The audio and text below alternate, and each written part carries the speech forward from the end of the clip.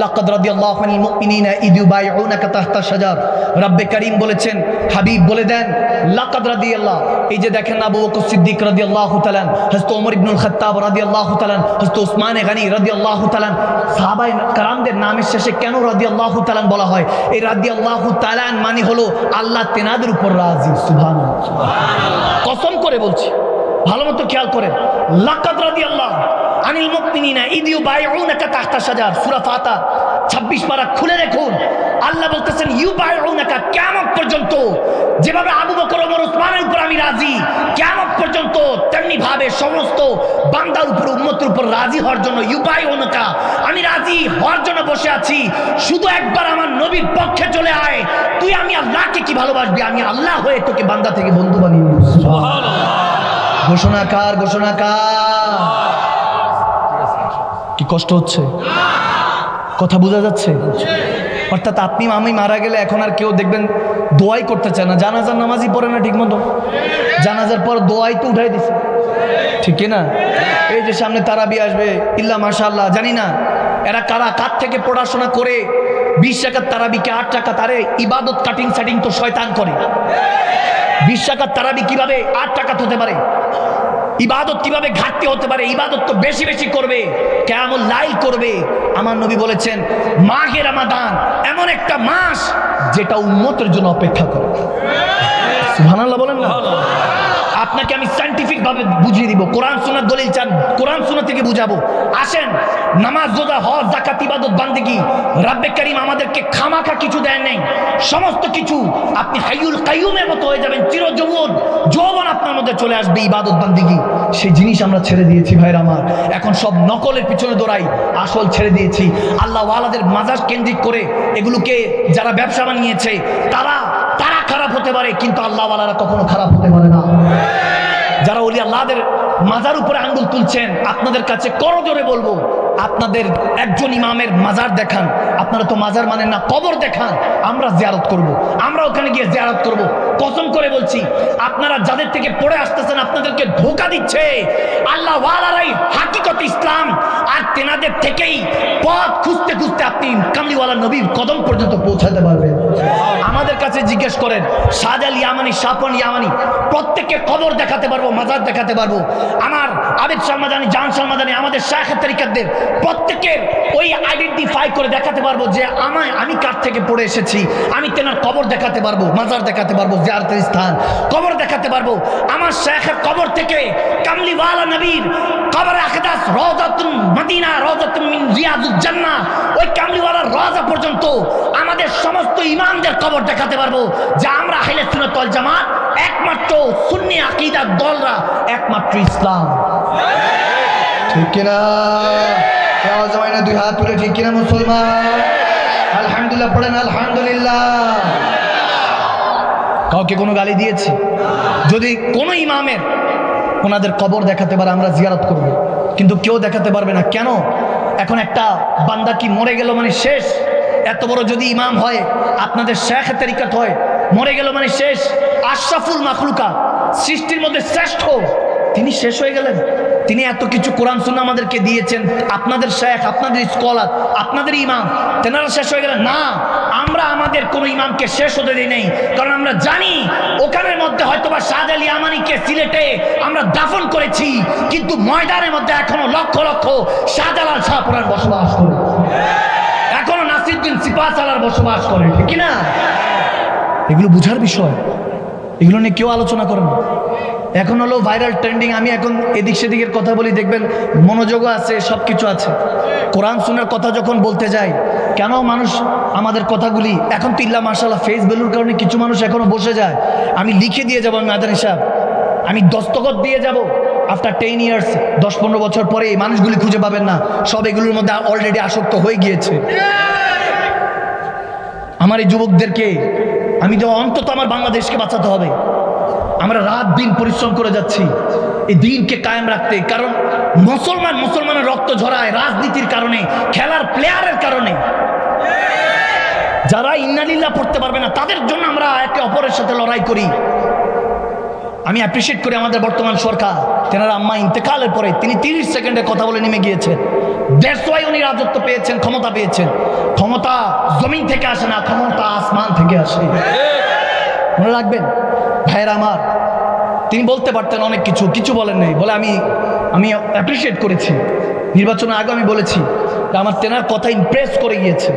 একজন লিডার সবচেয়ে প্রথম তাকে হতে হবে নম্র ভদ্র, যেটা আমাদের বর্তমান মাননীয় সরকারের মধ্যে দেখা যাচ্ছে। আলহামদুলিল্লাহ, আমরা আশা রাখি এই দেশটা আবার নতুন করে আমরা সাজাবো ইনশাআল্লাহ। বহু বছর পর ভাইরা আমার আমরা নিজেদের একটা অবস্থান গড়ার চেষ্টা করছি। এটাকে অ্যাপ্রিসিয়েট করুন, এটাকে ভালোবাসুন, দেশটাকে ভালোবাসুন, দেশের মানুষকে ভালোবাসুন। ৭১ কখনো ভুলে যাওয়া যাবে না। লক্ষ লক্ষ শহীদের রক্তে ভেজা এই দেশ, এই দেশের মধ্যে যারা ৭১কে মুছে দিতে চায় তারা আগেও দেশের শত্রু, পরেও দেশের শত্রু। এবার কেউ মানুক না মানুক, আমরা দায়িত্বহীন কণ্ঠে বলতে চাই, আমরা শাহজালালের উত্তরসূরি, আমরা শাহপরানের উত্তরসূরি, আমরা হুজুর গৌসে পাক আব্দুল কাদের জিলানীর উত্তরসূরি, আমরা খাজা মাইনুদ্দিন চিশতির উত্তরসূরি। আজ যদি ইসলাম দেখতে চান আমাদেরকে নয়, আমাদের দিকে তাকাবেন না, খবরদার। আমরা ইসলামের মাপকাঠি নয়, দেখতে হলে আবু বকর সিদ্দিকের দিকে তাকান, সাদাকাতের সমুদ্র দেখিয়ে দিব কিনা। যদি দেখতে হয় ফারুক আজম ওমর ইবনুল খাত্তাবের দিকে তাকান, খেলাফতের সমুদ্র দেখিয়ে দিব কিনা। যদি দেখতে চান উসমান জুন্নুরাইনের দিকে তাকান, আদালতের সুজাতের আদবের দৃষ্টান্ত উপস্থাপন করে দিব। শেরখোদা মাওলা আলী মুর্তজার দিকে তাকান, বেলায়েতের সমুদ্র রেখে দিব। ইমামে হাসানের দিকে তাকান, চেহারার সকল নুরানিয়াত রেখে দিব। ইমামে হোসেনের দিকে তাকান, আমরা শাহাদাতের মিসাল উদাহরণ রেখে দিব। আরে বদর থেকে কারবালা পর্যন্ত ৩১৩ জন থেকে ওই কারবালার ৭২ পর্যন্ত এই রক্তমাখা জেসেম, এক একটা নবীর আওলাদ, নবীর সাহাবারা, বন্ধুরা ইসলামের জন্য রক্ত দিয়ে গোসল করে যে ইসলাম আমাদের কাছে উপহার দিয়েছে, সে আসমানি নবীর লাশ দেখার জন্য ২ হাত তুলো। এই জমিনের মধ্যে অমরণ সে উত্তরসূরি আমার নবীর সিংহরা তোমরা আছো কিনা? বলো, আসমানি নবীর আসমানি লাশ রাখতে তোমরা আছো কিনা? ইনশাআল্লাহ। নারে তাকবীর, আল্লাহু আকবার।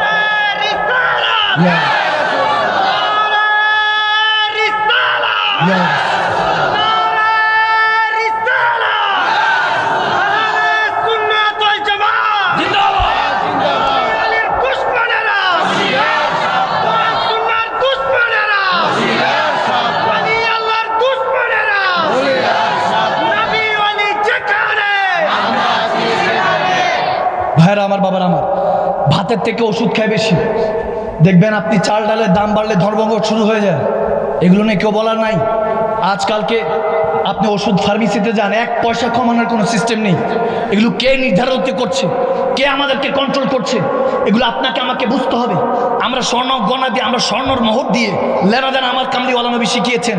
আস্তে আস্তে সেটা কাগজ, তামা রূপা শেষ করে কাগজ, কাগজ থেকে এখন এটিএম, এখন এটিএম শেষ সংখ্যা, ওই বিকাশ নগদ। আওয়াজ নাই, আওয়াজ নাই কি মুসলমান? কথা বুঝেন নাই? মোহর, স্বর্ণের মোহর থেকে লেনাদেনা শুরু, তারপর ওখান থেকে তামা রূপা সব শেষ করে কাগজ, কাগজ থেকে এটিএম কার্ড, প্লাস্টিক, প্লাস্টিক শেষ হয়ে এখন সংখ্যা। এগুলো বুঝেন? গভীর ষড়যন্ত্র চক্রান্ত চলতেছে মুসলিম উম্মার জন্য। তারা আমাদেরকে জানে, আমরা যারা মুসলমান, কখনো কসম করে বলছি, তলোয়ার হাতিয়ার উঠায় নাই, ইসলামের জন্য আমরা হাতিয়ার তুলি নাই, আমরা মনুষ্যত্বের জন্য, মানবতার জন্য হাতিয়ার তুলেছি। এগুলো আমরা বলে গিয়েছি। লাকাদ রাদিয়াল্লাহু আনিল মুমিনিনা ইয ইউবাইউনাকা তাহতা শাজার। আমার রাব্বে করিম বলেন, আমার নবীর প্রথমত আসো। শিক্ষামনিওয়ালা নবী আপনাকে আমাকে দিন দিয়ে গিয়েছেন। এই দিন কখনো আমাদের কাছে, এই যে শেষ, এই কোরআন, এরপরে আর চিঠি আসবে না, আর চিঠি আসবে না। আপনার যদি কোনো এরপরও যদি অবিশ্বাস থাকে, আসেন আমার কাছে, আমি মাদানী সাহেবের কাছে। বলা ফাকরা, আল্লাহ অহংকার থেকে হেফাজত করুক। আমি পানি পড়া ফু দিয়ে দিব। আপনার কত বড় অসুস্থ, আমি ঠিক করার জন্য ওষুধ দিয়ে দেব। আপনি ৪১ দিন ক্যাবলা মুখে বিসমিল্লাহ বলে পান করবেন। যদি সাফা হয় তাহলে দোয়া করবেন, না সাফা হলে আমাকে ২২ তালাক দিবেন। আমার ওয়াজ শোনা আপনার জন্য হারাম। আর যদি সুস্থতা হয়ে যান, ভাতের থেকে তো ওষুধ খান বেশি, যদি সুস্থ হয়ে যান তবে দায়িত্বহীন কণ্ঠে বলবেন, আমরা কোনো মুর্দা নবীর কলমা পড়ি নাই, আমরা জিন্দা নবীর কলমা পড়েছি। আমার নবী হায়াতুন নবী, জিন্দা নবী, কিনা? তাসদিকু বিল কলব, অন্তর থেকে কথা বলা শিখুন। সবকিছু ইন্নামা আমালু বিন্নিয়াত। দিনের মধ্যে 90 থেকে 100% সমস্ত কিছু নিয়তের উপর চলে। আপনি নামাজ পড়বেন, নিয়ত লাগবে। রোজা রাখেন, নিয়ত লাগবে। হজ করেন, নিয়ত লাগবে। যাকাত দেন, ওটার জন্য আপনার ভিতর থেকে অন্তর খালেস নিয়ত লাগবে। কথা বোঝা যাচ্ছে? রোজা সোমালি ওয়ানা আজিজ বিহি, আমার হুজুর বলেন সাল্লাল্লাহু তাআলা আলাইহি ওয়া আলিহি ওয়াসাল্লাম, আমার প্যার নবী ইরশাদ করছেন, দয়াল নবী যে রব্বে করিম বলেছেন রোজাটা আমার, আর এটার প্রতিদান আমি আল্লাহ নিজে দিব। সুবহানাল্লাহ। এই যে আজকের খবর বলতেছি, আজকে লেবুর হালি এখন 100 টাকার উপরে। হ্যাঁ, হালি নাউযুবিল্লাহ কেজি। আচ্ছা, এখানে মনে হয় কেজি, আমাদের ওখানে হালি। হ্যাঁ, 200 টাকা করে কেজি। আমাদের কুমিল্লা চলতেছে, চাঁদপুর কুমিল্লা চলছে হলো হালি করে, তাও 100। তারপর একটা ফুলকপি 150 টাকা, প্রায় 160 টাকা 80 টাকা। তো বান্দা কি খেয়ে থাকবে? আমার নবীর জামানায় হযরত আমিরুল মুমিনিন ওমর ইবনুল খাত্তাব রাদিয়াল্লাহু তাআলা এর জামানার মধ্যে যখনই রমাদান আসবে, এই শাওয়াল মাসের সময়, রজব তো আল্লাহর মাস, আর নিসফু শাবান, এই শাবান মাসকে আমার নবী বলতেন এই শাবান মাস আমি নবী মুস্তাফার মাস। সুবহানাল্লাহ। এরপর আসতো উম্মতের মাস রমাদান। এই মাস আসার আগে সমস্ত কিছু দ্রব্যমূল্যের দাম কমিয়ে দেওয়া হতো, আর এখন মাহে রমাদানের সিন্ডিকেট দেখবেন আস্তে আস্তে বাড়বে। খালি নিজেদেরকে পরিবর্তন করার কথা ছিল। আপনি লাইফ স্টাইলের দিকে যদি তাকান, দেখবেন যে সঠিক টাইমে আপনি উঠতে চান কিন্তু উঠতে পারছেন না। ফজরের সময় উঠতে গেলে দেখা যায় 7টা 8টার সময়, কেউ কেউ আছে ফজরের পরেও ঘুমায় 10টা 11টা, আবার কেউ কেউ উঠতে উঠতে 12টা 1টাও বাজে। আছে কি নেই? বর্তমানে জামানার কথা বলছি। নিজেকে পরিবর্তন করার জন্য মাহে রমাদান প্রত্যেক বছরে একবার ফিরে আসে। ওয়াজ ওই পুরানটাই, কথা ওই পুরানটাই। কোরআন হাদিসে যেটা আল্লাহ তাবারক ওয়া তাআলা বলেছেন, লাআল্লাকুম তাত্তাকুন, আপনাকে আমাকে পরেজগার হতে হবে। নেককার যে ইবাদত করে, পরেজগার হলো সে যে গুনাহ থেকে নিজেকে হেফাজত করে। সুবহানাল্লাহ পড়েন না? নিজেকে হেফাজত করতে হবে। আপনার নিজেকে কুআনফুসুকুম ওয়া আহলিকুম নারা, আপনাকে আমাকে দায়িত্ব দেওয়া হয়েছে নিজেকে এবং নিজের পরিবারকে জাহান্নামের আগুন থেকে হেফাজত করতে হবে। এই কথা নাই শুধু স্টেজে উঠে একে অপরের সমালোচনায় ব্যস্ত থাকি, একে অপরের গীবতের মধ্যে ব্যস্ত থাকি, ওলামায়ে কেরাম মারামারি করতে থাকি। তাহলে দিন কে কায়েম করবে? মাযহাব কি কায়েম করবে? এই দিনকে মাহাদি আলাইহিস সালাম পর্যন্ত কারা পৌঁছে দিবে? এটা আমাদের দায়িত্ব। যেভাবে হোক সকলকে এক কাতারে এনে নবীর পতাকা তলে এনে আল্লাহ রাসূলের দিনকে জমিনের মধ্যে বাস্তবায়ন করতে হবে, কিনা? এটা আমার আপনার দায়িত্ব। 20-30 বছরের জিন্দেগি, 2 হাত দিয়ে যেদিন আপনকে দাফন করে আসবেন ওদিন বুঝবেন কত দানে কত চাল। এখন তো বুঝবেন না। রঙিন চশমা, মা বাবা যদি থাকে, বাবা যদি থাকে, তত ব্যাটবৃক্ষ এখনো ছায়া দিচ্ছে। এগুলো কথা আমার প্রত্যেকটা কথা মাথার উপর দিয়ে যাবে। যেদিন আপনকে দাফন করবেন, বাবা মা কিংবা আপনার আপন যাকে দাফন করে কবর রেখে আসবেন, ওদিন বুঝবেন এই দুনিয়া স্বার্থপরের জায়গা, কখনো মুমিনদের জন্য নয়। কারণ বাবা আদম মা হাওয়া তেনারা শান্তি স্বরূপ আসেন নাই, শাস্তি স্বরূপ এসেছেন। আমার কথা বুঝেন নাই? বাবা আদম মা হাওয়া এই দুনিয়াতে শান্তি স্বরূপ নয়, শাস্তি স্বরূপ এসেছেন। এখানে সাজাপ্রাপ্ত আপনারা আমরা সবাই কয়েদি। আর দুনিয়া সিজনুল মুমিন ওয়া জান্নাতুল লিল কাফির। আমার হুজুরে পাক বলেন এই দুনিয়াটা মুমিনের জন্য জেলখানা আর কাফেরদের জন্য আরামখানা, জান্নাত বানানো হয়েছে নাউজুবিল্লাহ। তো আপনার আমার কাছে কম থাকবে, মুমিন মুসলমান হলে কম থাকবে। এখনকার আমাদের ওলামায়ে কেরামরা আমরা এখন ভাইরালের পিছনে ছুটি, এটা বলার জন্য সেটা বলার জন্য। আমরা সব সময়ের মধ্যে নিজেদের মধ্যে যে পরিবর্তন দরকার সেটা ভুলে গিয়েছি। You have to change yourself. নিজেকে নিজে পরিবর্তন করতে হবে, অন্য কেউ এসে পরিবর্তন করে দিয়ে যাবে না। যে কথাগুলি বলছি ভালো মতো খেয়াল করেন। আবু শামা ইবনে উমর রাদিয়াল্লাহু তাআলা, আমার হযরত ওমর ইবনুল খাত্তাবের তৃতীয় সাহেবজাদা, দ্বিতীয় ঘরের প্রথম বড় সাহেবজাদা, 24 বছর বয়সে শাহাদাত বরণ করেছেন। ওনাকে ইহুদি নাসারারা নাবিজ বলে মদ পান করাই দিয়েছেন। নাবিজ এক ধরনের শরবত, 2টা খেজুরকে বিচি ছাড়িয়ে 10-12 ঘন্টার জন্য চুবিয়ে রাখবেন, এটাকে নবিজ ড্রিঙ্ক বলা হয়, নবীজির শরবত বলা হয়। 10-12 ঘন্টা চুবিয়ে রাখবেন। সামনে যেহেতু মাহে রমাদান আসতেছে, আপনাদেরকে কাজ দিয়ে গেলাম। ওই 2টা খেজুর আজওয়া হতে পারে মরিয়ম, ভালো দামের উন্নত মানের খেজুরগুলি ভিজিয়ে রাখবেন। সাহারির সময় ভিজিয়ে রাখবেন, ইফতারের সময় ওইটা পান করবেন। দেখবেন 10-12 দিন পান করে দেখবেন যে কি পরিমাণ শরীরে শক্তি আসে। আপনার কোলেস্ট্রল থাকলে ওটা দূর হয়ে যাবে, আপনার ডায়াবেটিক্সের সমস্যা থাকলে আস্তে আস্তে সাফা হয়ে যাবে। তারপর আর সবচেয়ে বড় ব্যাপার, আপনার সুগার যেটা ছিল ওটা নিয়ন্ত্রণে চলে আসবে। তারপরে রক্তচাপ থেকে শুরু করে, এবং সবচেয়ে বড় বিষয় হলো আপনার শরীরের মধ্যে একদম 20-25 বছরের তাগড়া যুবকের শক্তি চলে আসবে। আমার নবীজি শরবত বলা হতো, নাবিজ ড্রিঙ্ক বলা হতো। সুবহানাল্লাহ। এটা বলে মদ পান করাই দিছে। হযরত ওমরের কাছে আনা হয়েছে। উনি বলতেছেন 80 দৌড়া মারো। হয়তো ওমর স্ত্রী দৌড়ায় আসছে, যে সন্তানের কথা শুনে, আবু শামা ইবনে উমরের কথা বলছি, হয়তোবা আমরা ইল্লা মাশাআল্লাহ কিছু ছাড়া ওনার নাম হয়তোবা কেউ শুনিও নাই। 80 দৌড়া। এখনকার আমরা যদি মন্ত্রী হই, আমাদের সন্তান সব পড়াশোনার জন্য আমেরিকা, লন্ডন। এখন আর ওই নিয়ম নাই, ওই প্রোটোকল নাই। আমি তানাদের কথা বলছি, যেনাদের কারণে আপনার আমার ঘর পর্যন্ত ইসলাম পৌঁছে গিয়েছে, সে ওমরের কথা বলছি। কথা বুঝেন? তেনাদের শাসন আমল কেমন ছিল? একদিন বেশি কেউ যদি গোশত কিনতে যেত বাজার থেকে, দ্বিতীয় দিন তাকে দেখা গেলে তাড়াতাড়ি ট্যাক্স দিতে হতো। বলতো, বান্দা খাওয়ার জন্য খাবার পায় না, তুমি 2 বেলা গোশত খাও, দাও ট্যাক্স পরিশোধ করো, কর পরিশোধ করো। এভাবে হযরত ওমর নিজের শাসন আমল গড়ে তুলেছেন, জায়গায় বসে সারা পৃথিবী লিড করেছেন। আমরা তেনাদের খলিফা আমিরুল মুমিনিন ওমর ইবনুল খাত্তাব যখন এরকম বললেন, ওনার স্ত্রী বলতেছেন, সন্তান তো মাফ করে দেন, ইয়া আমিরুল মুমিনিন ওমর ক্ষমা করে দেন, সন্তান ভুল করেছে। তিনিও বলতেছেন, আব্বা আমি ইচ্ছা করে পান করি না, ইহুদি নাসারা কাফেররা ষড়যন্ত্র করে আমাকে মদ পান করিয়ে দিয়েছে নাবিজ বলে আমি ইচ্ছা করি না, 80 দৌড়া মারো। সাহাবারা মানা করতে লাগলেন, ইয়া আমিরুল মুমিনিন ক্ষমা করে দেন, থাক মাফ করে দেন, অল্প বয়স 24 বছরের তাগড়া যুবক, 1000 তেনার সাথে ডিফিট দিয়ে পারতো না, এত শক্তি ছিল। সুবহানাল্লাহ, তেনার কথা বলছি, 1000 বান্দা ধরে রাখতে পারতো না, এত শক্তি। তেনাকে দ্বিতীয় ওমর বলা হতো, আবু শামা ইবনে ওমর, হযরত ওমরের তৃতীয় সাহেবজাদা, দ্বিতীয় ঘরের বড় সাহেবজাদা। তিনি যখন ঢলে পড়ছেন, তেনাকে চাবুক মারার কথা, সাহাবারা নিষেধ করলেন, মাফ করে দেন ওমর, মাফ করে দেন। বলে, না, কোনো মাফি নেই, আমি পরিবার দেখবো না, আগে আমার নবীর শরীয়ত আগে। আওয়াজ দেন ঠিক না? বুখারী হাদিস পড়তেছি, খেয়াল করেন। যখন হযরত ওমর ইবনুল খাত্তাব কথা বলছেন, তখন হঠাৎ করে স্মরণ করে দিলেন, তোমরা কি ভুলে গিয়েছো যে একদিন এক মহিলা চুরি করার দায়ে যখন সাজাপ্রাপ্ত হলো, তার হাত কাটার সময় হয়েছে। আমার নবী বলেছেন, কেউ যদি চুরি করে তার হাত কেটে দাও, আর কেউ যদি ক্ষুধার দায়ে চুরি করে তাহলে সেই দেশের সরকারের হাত কেটে দাও। কথা কয় না? ক্ষুধার দায়ে যদি কেউ চুরি করে, যে আমি ক্ষুধার কারণে চুরি করেছি, তাহলে বলেছেন সেই দেশের চোর নয়, সরকারের হাত কেটে দাও। সুবহানাল্লাহ। আমার নবী উসুল দেখেন, শরীয়ত দেখেন, কতটা দৃঢ় ছিল। আমরা এগুলো ভুলে গিয়েছি, এগুলো জঙ্গলে ফেলে দিয়ে আসছি, এগুলোর সাথে এখন আমাদের লেনাদেনা নাই।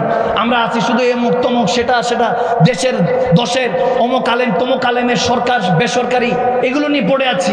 আমরা যে দিন শিখবো, চর্চা করব, এগুলোর মধ্যে আমাদের নাই। রোজাটা কেন রাখি জানেন?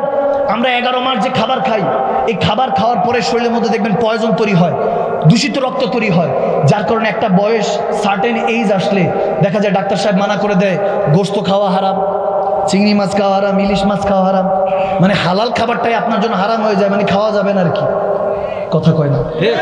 কেন কোলেস্ট্রল বাড়বে, এটা হবে সেটা হবে, ডাক্তার কেন মানা করে? এগুলোর রিজন আছে। আপনার আমার শরীরের মধ্যে একটা সময় রক্ত নিতে পারে না, জেসেম নিতে পারে না, কারণ আপনি এক্সারসাইজ ছেড়ে দিয়েছেন, আপনাকে সালাদ দেওয়া হয়েছে, নামাজ এক্সারসাইজ সেটা ছেড়ে দিয়েছেন। এখন এই জন্য আপনার শরীরের মধ্যে পয়জন ঢুকে গিয়েছে। 11 মাস যখন আপনি খাওয়া দাওয়া করে, এখনকার মেডিকেল সায়েন্স বলছে, আমি মাদানী সাহেবের বানানো কাহিনী না, টাইমস অফ আমেরিকা খুলে দেখুন, এখনকার মেডিকেল সায়েন্স বলছে 15 বছর আগে এটার অস্কার অ্যাওয়ার্ড হয়েছে, যে তেনাকে অস্কার দেওয়ার জন্য, উনি ক্যান্সার রোগের আবিষ্কারক বলা হয়েছে ওনাকে, ডাক্তার সাহেবের নামটা মনে পড়ছে না, কিন্তু উনি অস্কার প্রাপ্ত হতে যাচ্ছিলেন, ওই মুহূর্তের কথা বলছি। 11 মাস যে বান্দা খেয়ে থাকে, একজন ডক্টর, আমেরিকান একজন ডাক্তার, তিনি গবেষক মেডিকেল সায়েন্সের, উনি বলতেছেন যদি 24 থেকে 28 দিন, 25-26 দিন কিংবা 28-29 দিন যদি বান্দা 14-15 ঘন্টা না খেয়ে থাকে, অর্থাৎ এটাকে ফাস্ট বলা হয়, যেটাকে উপাস বলে, যেটা হিন্দু ভাই বাবারাও এখন বর্তমানে রাখে, কেউ কেউ নিজেদের ডায়েট কন্ট্রোলের জন্য না খেয়ে থাকে, যোগা করে, এটা করে সেটা করে, যেটা বর্তমানে মেডিকেল সায়েন্স বলছে যদি বান্দা 14-15 ঘন্টা না খেয়ে থাকে, এই না খেয়ে থাকার কারণে তার মরা কোষগুলিকে আমাদের পাকস্থলী যে খাবারগুলি হজম করে, ওই হাইড্রোক্লোরিক অ্যাসিডের মাধ্যমে পুরো জেসেমের সমস্ত পয়জনগুলি, ওই হাইড্রোক্লোরিক অ্যাসিড, যেটা ক্ষুধা লাগলে দেখবেন কামড়ায় পেটটা, ওটা খেয়ে সব সাফ করে দেয়। যদি 24-25 দিন কিংবা 26-27 দিন বান্দা এইভাবে 14-15 ঘন্টা না খেয়ে থাকে, তার শরীর থেকে সমস্ত পয়জন, সমস্ত রোগ বালাই আল্লাহ দূর করে দেয়। সেটা যখন আবিষ্কার করলো, একজন মুসলমান উঠে বলতেছে, তুমি এটা এই 10-15 বছর লাগিয়ে গবেষণা করে পেয়েছো, যে 15-16 বছর যে তুমি গবেষণা করেছো, যে 25 দিন 26 দিন কিংবা 28-29 দিন যদি কেউ কোনো বান্দা নিজের চিকিৎসা করতে চায়, ক্যান্সার বড় বড় রোগ থেকে নিজেকে হেফাজত করতে চায়, তাহলে 14-15 ঘন্টা না খেয়ে থাকলে, ফাস্ট করলে, তাহলে তার শরীরের রোগ বালাই একটা সময় দূর হয়ে যায়। জেসেম সেটা অ্যাপ্রিশিয়েট করে নেয়। তুমি এটা আজকে বলছো, আর আমাদের কামলিওয়ালা নবী 1450 বছর আগে মক্কা মদিনার অলিগলিতে মুসলমানদেরকে এটা দরজ দিয়ে গিয়েছেন, পড়িয়ে গিয়েছেন। এটাকে রোজা বলা হয়। রামাদান, আপনি যে 2 রাকাত নামাজ পড়তেছেন না ঈদুল ফিতরে, বহু টাকা খরচ করে পাঞ্জাবিটা যেটা পড়ে নামাজ পড়ে সালাম কোন রকম কোলাকুলি দিয়া এরপরে ওটা খুইলা দিছেন ঘুম, আর কোনো খবর নাই। এই যেটা করছেন ওই 2 রাকাত নামাজ ঈদুল ফিতরের জন্য রাখা হয়েছে যে বান্দা 30টা রোজার পরে তুমি সুস্থ হয়ে গিয়েছো, 1 বছরের যত তোমার শরীরের মধ্যে রোগ বালাই ছিল দূর হয়ে গিয়েছে, এটা এখন তোমার তহফা হিসাবে তুমি 2 রাকাত ঈদুল ফিতরের নামাজ আদায় করো যে তুমি সুস্থ হয়ে গিয়েছো। সবাই সবার সাথে কোলাকুলি করো। সুবহানাল্লাহ। আমার কথা বোঝা যাচ্ছে? লাআল্লাকুম তাত্তাকুন। আর কিভাবে বুঝালে বুঝবেন আল্লাহ মালুম। আবু শামা ইবনে ওমর 80 দোরা মারা হয়েছে, 80 দোরা। আমার নবী বলতেন যদি আমার মেয়েও ভুল করতো, মা ফাতেমা তো জাহরার কথা বলছেন, সাইয়্যিদা কায়নাত, বলে ফাতেমা ভুল করলে তার হাতও কেটে দিতাম। হযরত ওমর ওদিনকে কান্না করে করে বলেছেন, আমার নবী বলেছেন সাইয়্যিদা ফাতেমা তো জাহরা যদি ভুল হতো তারও হাত কেটে দিতাম। কোনো অপরাধকে ছোট করে দেখা হবে না, সমস্ত কিছুর হিসাব একদিন একজন নিবেন কাল হাসরের ময়দানে। তিনি কে? আওয়াজ দেন, তিনি কে? আল্লাহ তাবারক ওয়া তাআলার কাছে হিসাব দিতে হবে। প্রত্যেকটা সেকেন্ড ইঞ্চি সেকেন্ডের হিসাব দিতে হবে। যখন জাল্লাদ চাবুক চালানো শুরু করলো আবু শামার উপরে, রক্তাক্ত হলো, কান দিয়ে রক্ত বের হয়ে গেল, চোখ দিয়ে নাক দিয়ে রক্ত বের হচ্ছে। তিনি বলতেছেন আব্বা আমি শরাব পান করি না, ইহুদি নাসারারা পান করিয়ে দিয়েছে। যখন তিনি একটা পর্যায়ে 60টা কোরা পড়ার পরে মতান্তরে 50 থেকে 60টা তিনি ঢলে পড়লেন, বাবা হযরত ওমরের কোলে ঢলে পড়লেন, সন্তান বাবার কোলে। হযরত ওমরের কাছে হযরত আবু শামা ইবনে ওমর বলতেছেন আব্বা ইয়া আমিরুল মুমিনিন, মৃত্যুর আগে তো কেউ মিথ্যা বলে না, সত্যি করে বলছি আমি শরাব পান করি নাই, আপনার সন্তান হয়ে এই হারামের দিকে কখনো হাত বাড়াই নাই, এরা ষড়যন্ত্র করে আমাদেরকে পান করিয়ে দিয়েছে।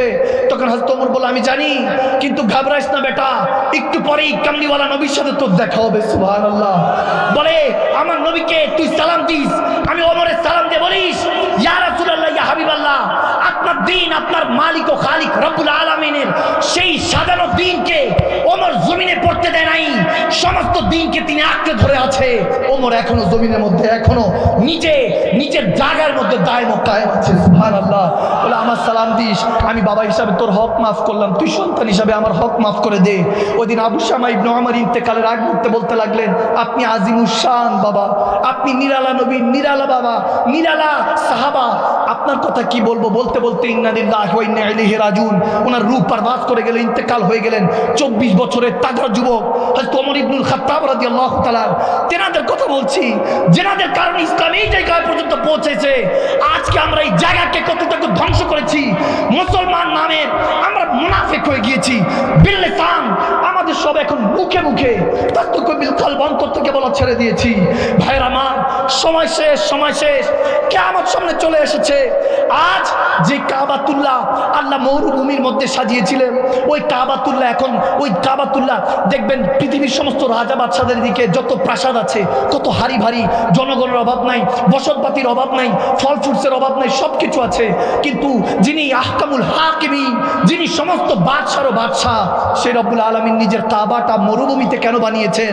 যাতে করে দুনিয়া ছেড়ে আল্লাহর কাবার কাছে আমরা এক খালিস নিয়তে যাই।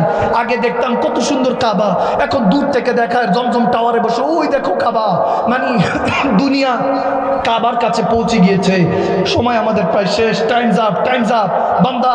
এই দেখেন যায় দিন ভালো আসে দিন খারাপ, দেখতে দেখতে আমাদের সময় একদম শেষের দিকে। আমাদের বড় বড় লিডাররা এখন পরাজিত, আপনিও জানেন না আমিও জানি না। যারা হকের পক্ষে কথা বলছে, আমাদের ইমরান খান সাহেব পাকিস্তানি, যিনি বাংলাদেশের উপরে যেই পাকিস্তানরা জুলুম করেছে, তিনি দ্ব্যর্থহীন কণ্ঠে বলেছেন যে আমাদের ভুলের কারণে আজকে বাংলাদেশের ভাই বাবারা আমাদের থেকে দূরে সরে গিয়েছে। তেনার এই কথাগুলি তাদের কাছে তিক্ত লেগেছে। ইহুদিন আসারা তেনাকে বন্দী করে রেখেছে। একমাত্র একজন ইরানের প্রেসিডেন্ট খামেনি সাহেব, তিনি লড়াই করে যাচ্ছেন। একটা বৃদ্ধ বাঘ শুধু লড়াই করে যাচ্ছে। আমরা তাগড়া ইসলামের যুবকরা, আমরা নেতারা দুনিয়ার এশ আরাম কুরসির পিছনে এখনো দৌড়াচ্ছি, যে কুরসি কি ইমামে হাসান হোসেন লাথি মেরেছে, বলেছে এটা সিয়াসত, এটা তোমাকে ধ্বংস করবে, তোমরা রিয়াসত কায়েম করো, খেলাফত কায়েম করো, দিন প্রতিষ্ঠা করো। আজ 2 মাসের বাচ্চা থেকে 90 বছরের বৃদ্ধ পর্যন্ত প্যালেস্তিনের মধ্যে খাবার লোভ দেখিয়ে বোমা মেরে উড়িয়ে দিচ্ছে, বুলেট দিয়ে বোমা মেরে তাদেরকে প্রত্যেকটা রক্তাক্ত করে শহীদ করা হচ্ছে। আমরা তো এখান থেকে খাবার দাবার খেয়ে ঘুমায় যাব, সামনে আমাদের খাবার দাবার আছে। আমাদের ভাই বোনেরা আজকে লতাপাতা খেয়ে ঘুমায়, কোন রকম দিন কাটাচ্ছে, আজকে বলার কেউ নেই। আজকে আমরা শুধু জোর যার মূল্য তার শুনে আছি। ইহুদি নাসাররা আমাদেরকে ধ্বংস করে ছেড়েছে। ওদিন আবু শামা ইবনে ওমরের লাশটা যখন ওমর নিজের কাঁধে চড়িয়ে যাচ্ছে, হু করে মক্কা মদিনার বাসিন্দারা কেঁদেছে, বলে এটা কি নাজারা দেখলাম, নিজের সন্তানকে এভাবে তিনি শাস্তি দিলেন। এরকম দেখে ওই জামানার সমস্ত, আরে কাফের তো কাফের, সমস্ত মুসলমান গভর্নর এমপি মন্ত্রীরা আলিপের মতো সোজা হয়ে গিয়েছিল। আর তো ওমর এরকম দৃষ্টান্ত উপস্থাপন করেছেন যে ভুল যেটা হয় সেটা শুধু বাইরের নয়, যদি আমার সন্তান ভুল করে সেটার বিচারও এই দেশে হবে। সুবহানাল্লাহ। এইভাবে তিনি রাষ্ট্র পরিচালনা করেছেন। ভাইয়ের আমার, যখন দাফন হয়ে গেল, জানাজা হয়ে গেল, মিলাদ দোয়া সব শেষ, যখন সবাই চলে যাবে বলে এই মদিনাবাসী দাঁড়াও, বিচার এখনো হয় নাই। সবাই বলে কি বলেন, বিচার তো হয়ে গিয়েছে, আবু শামা তো ইন্তেকাল করে গিয়েছে, তেনার জানাজা তো হয়ে গিয়েছে। বলে না, বিচার বাকি আছে। 80 দোররার মধ্যে মাত্র 60 দোররা পড়েছে, এখনো 20 দোররা বাকি। বলে 20 দোররা কোথায় দিবেন? বলে তার কবর উপরে মারো। ওদিন সবাই কেঁপে উঠেছে, বলে কি বলেন, কবর উপরে কিভাবে 20 দোররা মারবো?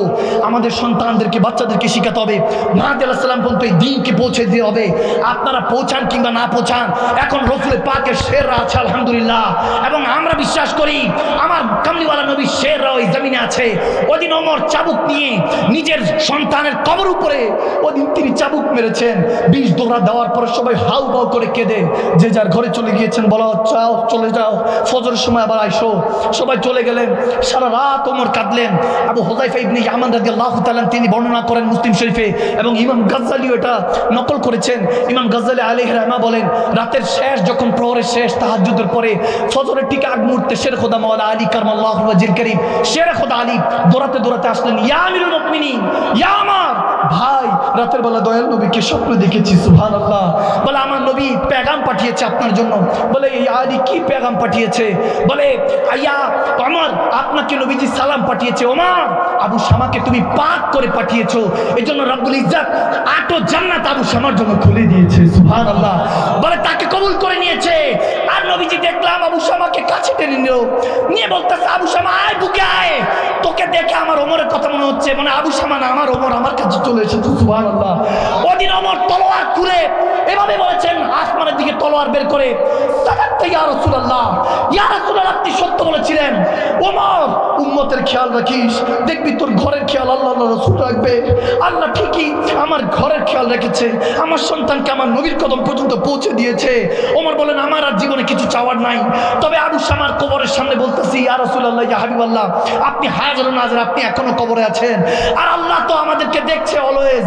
আল্লাহ এই জমিনের মধ্যে আমি ওমর ওয়াদা করলাম, কিয়ামত পর্যন্ত আমি ওমর এমন শাসন ব্যবস্থা রেখে যাব, হয়তোবা কোনো আমার উত্তরসূরি, নয়তোবা কোনো সৈয়দ জাদা, নয়তোবা ওয়ারাসাতুল আম্বিয়া, আমার নবীর কোনো শেররা এই পতাকাকে তুলবে, এবং কিয়ামত পর্যন্ত মাহদী আলাইহিস সালাম পর্যন্ত এই দিনকে পৌঁছে দেবে। আমার ভৈরব বাসিন্দারা, কিশোরগঞ্জের যুবকরা, 2 হাত তুলে বলো, সেই দিনকে আমরা বাঁচাতে রাজি আছি কি নাই? সেই ইসলামকে কায়েম করতে রাজি আছি কি নাই? যদি রক্ত লাগে রক্ত দিবা, তোমরা বলো রক্ত দিবা কিনা বলো? ইনশাআল্লাহ। আল্লাহু আকবার।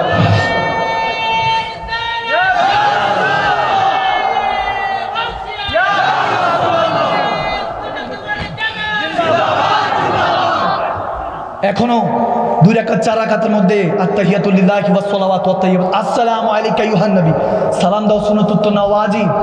2 রাকাত 4 রাকাতে বসে এখনো আল্লাহ ওয়ালারা, মুমিন বান্দারা নবীকে সালাম পাঠায়, ইয়া নবী আপনার কদমে সালাম। আমার নবী ওয়া আলাইকুম সালাম ইয়া উম্মতি, যখন মদিনা শরীফ থেকে বলে হে উম্মত তোমার উপর সালাম, সেটা 2 রাকাত 4 রাকাতে বসে মুমিনরা এখনো শুনতে পায়। সুবহানাল্লাহ। ওই মুমিনদের সাথে মন লাগান, দেখবেন দুনিয়া আখিরাত আপনার মালামাল হয়ে যাবে। এই দুনিয়া আপন জন আজকে আছে কালকে নাই, কিন্তু দয়া নবী মায়া নবী আপনা সদাই, ঠিক না? নিজের জন্য দয়ালে নবী একটু কাঁদেন নাই, সদা তিনি কেঁদেছেন উম্মতের মায়ায়। আরে এখনো কাঁদেন নবী সোনার মদিনা আর যে জন হবে আপনা সেই তো মদিনায়, ঠিক না? বুঝছি আপনাদের কষ্ট হচ্ছে না? অনেক কষ্ট দিয়েছি আমি ক্ষমা প্রার্থী। আমার শরীরের মধ্যে হযরত ওমর এবং শেরে খোদা আলী দুইজনের রক্ত, তো এই জন্য একটু মাঝে মাঝে গরম হয়ে যায়। আল্লাহ আমাদেরকে সৎ বুদ্ধি দেখ, আমাদের জিহানের মধ্যে, জ্ঞানের মধ্যে, এলেমের মধ্যে বরকত দান করুক, আমিন বলে। তো উসমান ইবনে আফফান রাদিয়াল্লাহু তাআলা মাহে রমাদান আসলে বিশ্বাস করেন ওনার কাছে ফল, ফ্রুটস, গম কোনো কিছুর অভাব ছিল না। ওনাকে গানি বলা হতো, সবচেয়ে বড় ধনী। জিন্নুরাইন, আমার নবীর তৃতীয় খলিফা আজিমুশ শান শাহজাদা। একদিন নবীজি দাঁড়িয়ে আছেন, ঘুরে আসলেন, ঘুরে এসে বলছে, ওসমান একটা জায়গা দেখে আসলাম, ইহুদি বকরি চড়াচ্ছে, খুব সুন্দর জায়গা, পারলে তুমিও দেখে আইসো।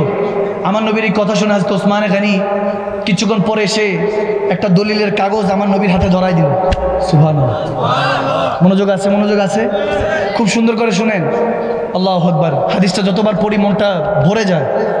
ঘুরে এসে হযরত ওসমান ইবনে আফফান নবীজির কাছে একটা দলিলের মতো কাগজ ধরে দিল। ইয়া রাসূলুল্লাহ, এই যে দলিলটা। বলে এটা কিসের দলিল? বলে ইয়া রাসূলুল্লাহ, একটু আগে আপনি যে বললেন আকা যে একটা জমিন ইহুদি বকরি চড়াচ্ছে, আপনার পছন্দ হয়েছে, আপনি বললেন যে দেখে আসতে, দেখে আসলাম ইয়া রাসূলুল্লাহ, ওটা কিনে নিয়ে আসছি, আপনার জন্য কিনে নিয়ে আসছি, আল্লাহর রাস্তায় এটা শরীক হতে চাই। হযরত ওসমান ইবনে আফফানের দিকে আমার নবী মুস্কি হাসি দিয়ে বলে, ওসমান তোমাকে তো দেখতে বললাম, কিনে নিয়ে আসলা কেন? বলে ইয়া রাসূলুল্লাহ, আপনি বললেন যে সুন্দরও লাগছে। সুবহানাল্লাহ বলেন না? বলে আপনি বলেছিলেন যে সুন্দর লাগলো জমিনটা, কসম করে বলছি এখন যে জমিনটা ওসমান ইবনে আফফান যেটা কিনে আমার নবীর কাছে দলিলটা দিয়েছেন, ওটাই বর্তমানে জান্নাতুল বাকি। আর জোরে পড়েন না সুবহানাল্লাহ বলেন না? যেখানে সমস্ত সাহাবারা শুয়ে আছে, খাতুনে জান্নাত মা ফাতিমাতুজ জাহরা শুয়ে আছেন, ইমাম হাসান শুয়ে আছেন, এমনকি হযরত ওসমান ইবনে আফফানও শুয়ে আছেন, যেটাকে একমাত্র জান্নাতি কবরস্থান বলা হয়, জান্নাতুল বাকি, আমার নবীর কদম মোবারকে যেটা আছে। সুবহানাল্লাহ, হায় হায় হায়, নবীও শুয়ে আছেন আরাম করে, নবীর সচ্চা আশিকরাও শুয়ে আছেন, ঠিক না? হ্যাঁ, সচ্চা আশিকরা কজনের কিসমত হয় বিশ্বাস করেন? জান্নাতুল বাকি দিয়ে যখন হাঁটতেছিলাম, মানে সত্যকারের ওই অনুভূতি হচ্ছিল যে এখান থেকে জান্নাতি খুশবু আসতেছে। এই খুশবু আমি অনেক মক্কা মদিনার অনেক আতর পারফিউমের দোকানে গিয়েছি, যে এই খুশবুটা কোনোভাবে পাওয়া যায় কিনা, পাওয়া যায়নি, কোনোভাবে পাওয়া যায়নি। বরং এমন হয়েছে যে ওই খুশবুটা আমি দেশে যখন এসেছি দেখি নিজের মধ্যে ওই খুশবু পাওয়া যাচ্ছে। তখন বুঝলাম জব তেরি গলি আয়া एक खुशबू आती थी और मैं भटकता जाता था, और एक हवा थी मैं तकता जाता था, जब तेरी गली आया सच तभी नजर आया, मुझ में ही वो खुशबू थी जो तुमने दिलवाया। একটা খুশবুর পিছনে আমি ছুটছিলাম, যখন তোমার গলিতে গেলাম ইয়া রাসূলুল্লাহ, আপনার গলিতে যখন গেলাম ইয়া হাবিবাল্লাহ, ইয়া রাসূলুল্লাহ আপনার গলিতে যখন গেলাম, ওই খুশবু যেটা তালাশ করছি, তখন নিজের ঘরে এসে দেখলাম খুশবুটা আমার মধ্যেই ছিল, যেটা আপনি দিয়েছিলেন। সুবহানাল্লাহ, হায় হায় হায় হায় হায়, আল্লাহ আল্লাহ আল্লাহ বান্দা। হ্যাঁ, যতক্ষণ পকেটে ফুলুস আছে, আপনার নামে টাকা আছে, ফুলুস আছে, ততক্ষণ আপনার নামের জশকেতি আছে, মিছিল আছে, জুলুস আছে। ফুলুস শেষ, জুলুস শেষ। এই দুনিয়াকে ভালোবাসবেন, বাসেন, যদি যত দ্রুত এই দুনিয়ার ভালোবাসা যত দ্রুত বুঝবেন, তত আপনার সবকিছু ক্লিয়ার হয়ে যাবে। যারা বলে ভালোবাসি, তুমি চেয়ে দেখো চাঁদ তারা এনে দিব, কসম করে বলতেছি, যেটা বলে মুচকি হাসি দিয়ে তুমি চাঁদের চেয়ে বেশি সুন্দর,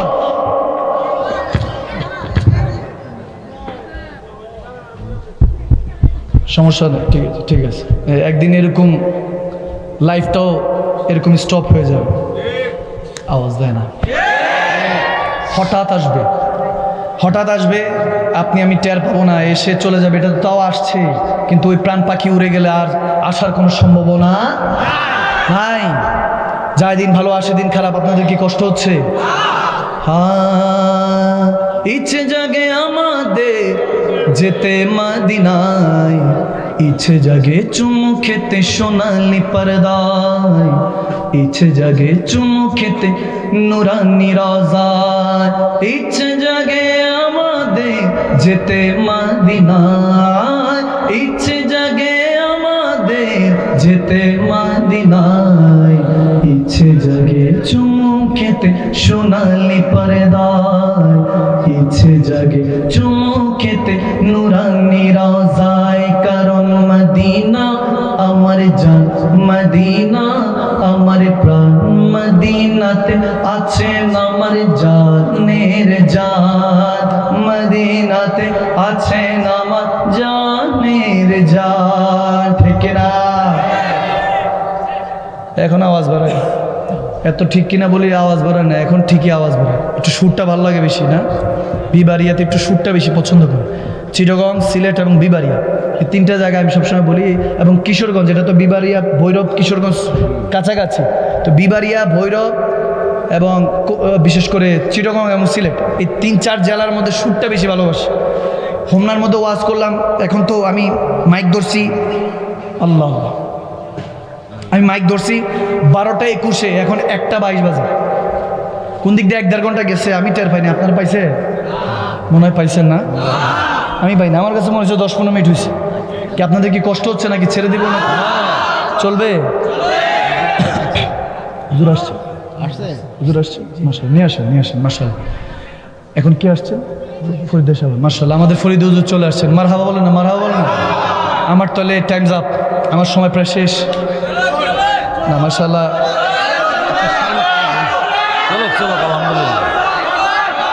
আচ্ছা, কি এত বিক্ষিপ্ত কেন? একসাথে বলা যায় না? কি চলবে? বাপরে, এখন যে আওয়াজটা দিছো, এই আওয়াজে মনে হয় হুজুর ফজর বন্ধ চালাইলেও নারাজ হবেন, আমি জানি। ওইরকম বাজান, আমিও পাগল, তো আমার যেগুলো মহব্বত করে এরা মহাপাগল। তো আমি এলাম পাগল, এর হলো মহাপাগল। আর পাগল বললো সমস্যা নেই, আমরা তো নবীর পাগল, ঠিক না? লোকে আমায় পাগলে বলে, লোকে আমায় পাগলে বলে, আমার দুঃখ লাগে না, আমাকে পাগল করেছে আরবের ওই মদিনা, ঠিক না? এতক্ষণ আওয়াজ আসছিল কি? এই আওয়াজ এতক্ষণ কই ছিল? সবাই তো মনে হয় মাদানী সাহেব মনে হয় মাত্র ধরছে। আমি যে 1.5 ঘন্টা চিল্লাইলাম, এই মানুষগুলো এখন ধরে আসতেছে। তো এতক্ষণ কই আওয়াজটা কই ছিল? ওয়াজ নসিহত ভালো লাগে না? আচ্ছা, এদিক তাকান, ওদিক তাকান, আসতেছে আর কি 2-4 জন। তো আপনারা এই জন্য তাকায়, আরে কই যে যাইতাম। আমার দাদা আজাদ কেবলা বলতেন, উনি তো একটু অ্যারাবিয়ান ছিলেন। উই কেম ফ্রম মদিনা, আমাদের অরিজিনটা হলো মদিনাতে। ওইখান থেকে আমি বাঙালি আলহামদুলিল্লাহ, বাকি সব মদিনাতে। আমি আমার ফ্যামিলির মধ্যে সবচেয়ে কালো, বাকি সবাই খুব নুরানি মাশাআল্লাহ। তো সবসময় তেনাদের সাথে কথা হলে বলতে যে বাঙালি বহুত সিধা হ্যাঁ, বাঙালির একটু সিধা। ওই ওনার সামনে একটু বেগুন ভাজির একদিন ভর্তা দেওয়া হয়েছিল, আমার দাদা আজাদ সৈয়দ আবেদ শাহ মাদানী আলী রহমত, তেনার সামনে আর কি বেগুন ভাজি দেওয়া হয়েছিল। तो बोलता से ये क्या है? तो बोले এটা বেগুন ভাজি। হ্যাঁ হুজুর, ये बेगुन है, बेगुन भाजी है। तो कहा इतना स्वादिष्ट, जिसमें इतना गुण उसका नाम बेगुन। যার ভিতরে এত গুণ তার মধ্যে বেগুন রেখে দিয়েছে, বাঙালি বহুত সিধা। তো তিনি বলতেন বাঙালি অনেক সহজ সরল, যেটার মধ্যে এত গুণ সেটার নাম রেখে দিয়েছে বেগুন, ঠিক কিনা? কি বলে ঠিক? কোনটা ঠিক কোনটা বেঠিক এটাই আমরা বুঝি না এখন। যেটা বলি সেটা ঠিক, যেটা ঠিক না সেটাও ঠিক, ঠিক না? দেখছেন নি বাবা, এই অবস্থা আমাদের। ওদিন মাধবপুর দিয়ে যাচ্ছি প্রোগ্রাম করে, রাতের বেলা 3টার দিকে ধারাম ধারাম ধারাম। কি হয়েছে বাবা? আমি তো ভাবছি এখন ডাকাত বেশে ভালোবাসার মানুষ আসে, ভালোবাসার বেশে ডাকাত তো আসে, ঠিক না? বললাম তার কাজ নামা হতে শায়েক একটা সেলফি সেলফি সেলফি। আমি বললাম বাবা রে, যেভাবে ঘাম ঝরতেছে এইভাবে আমি গাড়ির সাইডে চাপাও, দাও তোমার কি লাগবে, কুলফি সেলফি যেটা একটা নাও নাও। এখন হলো ওই যে আগে ছিল অটোগ্রাফ, এখন হয়ে গেছে ফটোগ্রাফ। জামানা এমনভাবে চলতেছে, রিয়েল লাইফে রিলসের দুনিয়াতে বসবাস করি। ওই আমাদের টেলিগ্রাম থেকে, হ্যাঁ এখন কিসে চলে আসছি? ইনস্টাগ্রাম। হ্যাঁ ইনস্টাগ্রাম, টেলিগ্রাম থেকে ইনস্টাগ্রাম চলে আসছে। কিছুদিন পরে দেখবেন ডাক পিয়ন জিনিসটা হয়ে যাবে রেয়ার। বলবো এটা কি জিনিস? এখনই তো রেয়ার। বর্তমানে ডাকঘর, ডাক পিয়ন এগুলোকে কোনো ধরাই হয় না। যাই দিন ভালো আসে দিন খারাপ বান্দা। আগের দিন ভালো ছিল, পাশের ঘরের মানুষটার খোঁজখবর নেওয়া হতো। এখন রামাদান যায়, নিজের জন্যই আমরা পড়ে থাকি, পাশের ঘরের মানুষটা খেয়ে আছে না খেয়ে আছে দেখিও না। ঠিক না? গ্রাম অঞ্চল তো এখনো ভালো আছে ইল্লা মাশাআল্লাহ কিছু ছাড়া। শহরে তো সব ফার্মের মুরগি হয়ে গেছি আমরা। পাশের ফ্ল্যাটে কি হয়েছে, মরে 1 সপ্তাহ পর লাশ গন্ধ বেরোলে বলে যে কি জানি মনে মারা গেছে, মনে ইঁদুর টিঁদুর মারা গেছে, অথচ মানুষ মরে পচে রয়েছে, খবর থাকে না, ঠিক কিনা? এদেশে কোনো কিছুর মধ্যে আমাদের কিছুর মধ্যে অ্যাপ্রিসিয়েট নেই। নবীর আল্লাহ রসুলের কোরআনের কথা বলি, এত কম কেন নিব? বললাম 2 লাখ টাকার নিচে কোনো মাহফিল নিব না আগামী বছর। যদি নেই 10টা হলে 10টা, 5টা হলে 5টা, নাহলে 2টা, 1টা। 2-1 জন তো আছে এখনো কমিটি, যেগুলো নেওয়ার জন্য এখনো বসে আছে আলহামদুলিল্লাহ। মোটামুটি দেখতেছি যে ওগুলো নিতেছে। আমি বললাম যে কমায় দাও, মাহফিল কমিয়ে দিতে হবে, পর্যাপ্ত পরিমাণ কথা বলতে হবে, ভালো কথা বলতে হবে, এটাকে দাড়ি বানাতে হবে। কোরআন সুন্নাহকে সস্তা বানানো যাবে না, ঠিক কিনা? কিন্তু আগামীকালকে দেখবেন যে মিডিয়া তো ছেড়ে দিবে যে মাদানী সাহেব 2 লাখ টাকা নিজে মাহফিল করে না, শেষ শেষ ক্রস মারবে আমার এইভাবে। বয়কট করলাম, ঠিক কি না? দেশের মধ্যে একটা অবস্থা চলতেছে না, কম টম নেই, সব এটা। হ্যাঁ, কমেরটা বলে লিতাম, কমে হলো যে যদি যদি আশিকের রাসূল দেখি ফ্রি, ওটা হলো, এটা সবার জন্য না। আবার বলে দিলে তো ওই সব ওই ডিন্ডোরা পাঠাবো, সমস্যা না। আমি দেখছি যেই প্রোগ্রামের মধ্যে দেখছি যে হাদিয়া যেখানের মধ্যে ভালো দেওয়া হয়েছে, জাফলংয়ে করে আসলাম কয়দিন আগে, ওখানের মধ্যে যেটাই দিয়েছে আলহামদুলিল্লাহ মাশাআল্লাহ একের উপরে দিয়েছে। তো যখন কথা হয়েছে এরা আরও 20,000 বাড়াই দিছে যে শেখ আপনাকে এটা ভালোবেসে দিলাম। আমি নিয়ত করেছি যে নিজের ঘামের পয়সা দিয়ে 100 মার্কাজ সারা পৃথিবীতে করব আল আজহার ইউনিভার্সিটি ক্যাটালগে। আল্লাহ কবুল করুক, আমিন বলুন। যেটার মধ্যে থেকে তাবিনরা যেভাবে সাহাবাদের থেকে শিক্ষা গ্রহণ করেছেন, আমাদের এডুকেশন সিস্টেমগুলিকে আমাদের নিজের হাতে আনতে হবে। আমি আর কোনো কারো হাতে দিতে রাজি নাই, নিজে কামাই নিজে পড়াবো, কোরআন সুন্নাহর শিক্ষা গ্রহণ করব। ওখানের মধ্যে যারা এমপি সাহেব তেনারাও পড়তে পারবেন, যারা দিনে এনে দিন খান তেনারাও পড়তে পারবেন। মন্ত্রী হোক, আমলা হোক, কামলা হোক, প্রাইম মিনিস্টার হোক, কিংবা ডাক্তার হোক, যেই হোক, জজ হোক, যেই হোক, সে ওখান থেকে কোর্স কমপ্লিট করতে পারবেন। নিজেরা দিনী শিক্ষা ফারজতুল আইন করা হয়েছে, কোরআন সুন্নাহর শিক্ষা অর্জন করে নিজেদেরকে দিনের সাথে দিনকে নিয়ে সাথে চলার মতো চেষ্টা করতে পারবেন। আল্লাহ যাতে ওই প্রতিষ্ঠানগুলি করতে পারি তৌফিক দান করুক, আমিন। দয়া নবীর উসিলায় কবুল করুক, আমিন বলেন। অলরেডি আমাদের কাজ চলতেছে আলহামদুলিল্লাহ, আল মাদিনা আবিদ ওয়ার্ল্ড, আপনারা দোয়া করবেন। তো এই জন্য এই মাঠে ময়দানের খেদমত আর অল্প কিছু বছর, এরপরে এগুলো আর থাকবে না, কারণ এগুলো অলরেডি বিক্ষিপ্ত হয়ে গিয়েছে। দেখেন না মাহফিলের নামে এখন কেমন কেমন হয়ে গেছে জানি, সব কেমন ভাইরাল ট্রেন্ডিং, মানুষজনের আগা মাথা নেই, কেন জানি এরকম হয়ে যায়। আমি এসব মাহফিল থেকে এজন্য নিজেকে দূরে রাখি। আমার মাহফিলের মধ্যে মিডিয়া থাকে না। আজকে তো মাশাআল্লাহ তারি ভাই আসবেন, ফরিদি ভাই আসবেন, ওনাদের কারণে মিডিয়া চলে আসছে। কিন্তু আমি বারবার বলতেছিলাম এই দাওয়াত কে নিল, কোন সময় নিল, এটা আমার অগোচরে পড়ে গেছে। নাহলে এই জায়গায় এইভাবে এই দাওয়াত আসার কথা না। আমার কত হলো 313 জন, নয়তো বা কারবালার 72, বেশি নিয়ে লাভ। जन्नत में लेके जाएगी चाहत रसूल की हमें तो, जन्नत में लेके जाएगी चाहत रसूल की, चाहत रसूल की। आमी तुम्हार प्रेमेर भिखारी या रसूल अल्लाह, आमी तुम्हार प्रेमेर भिखारी या रसूल अल्लाह, या हबीब अल्लाह। आमी तुम्हारी प्रेमेर गो रसूल নাই যে তুলনা, নাই যে তুলনা গো রাসূল, নাই যে তুলনা। শুধু মুমিনরা, আরে তোমারই প্রেমের গো রাসূল না, নাই যে তুলনা গো রাসূল, নাই যে তুলনা। আরে তোমারই প্রেমেতে জিন্দা, তোমারই প্রেমেতে জিন্দা উস্তুনে হাম নানা ইয়া রাসূল আল্লাহ। আমি তোমার প্রেমের ভিখারি ইয়া রাসূল আল্লাহ, ইয়া হাবিব আল্লাহ। আমি তোমার প্রেমের ভিখারি, দেখা দাও ও গো নবীজি, তোমারি দিদারে আশায় মোরাছি, কর দু চোখ ঝুরে দেখবো পেগম্বর জোরে নারায়ে তাকবীর, আল্লাহু আকবার, তুলে নারায়ে তাকবীর, আল্লাহু আকবার, নারায়ে রিসালাত। কি খারাপ লাগতেছে? খারাপ লাগতেছে? তাহলে বলা যাবে না একসাথে আল্লাহ আল্লাহ রাসূলের রিসালাতের ধ্বনি, তাকবীরের ধ্বনি দেওয়া যাবে না মুসলমান?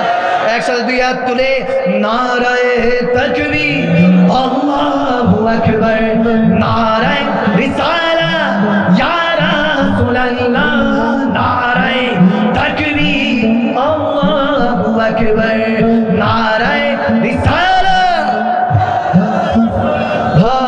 সিদ্দিক, ফারুক, উসমান, হায়দার, চারজন সাহাবা সবচেয়ে বেহতর, কারণ তাদের দিলে আছে আল্লাহর পেগম্বর জোরে নারায়ে তাকবীর, আল্লাহু আকবার। মাশাআল্লাহ। নারায়ে রিসালাত, জোরে জোরে নারায়ে তাকবীর, আল্লাহু আকবার, জোরে নারায়ে, নারা মাশাআল্লাহ, নারায়ে তাকবীর।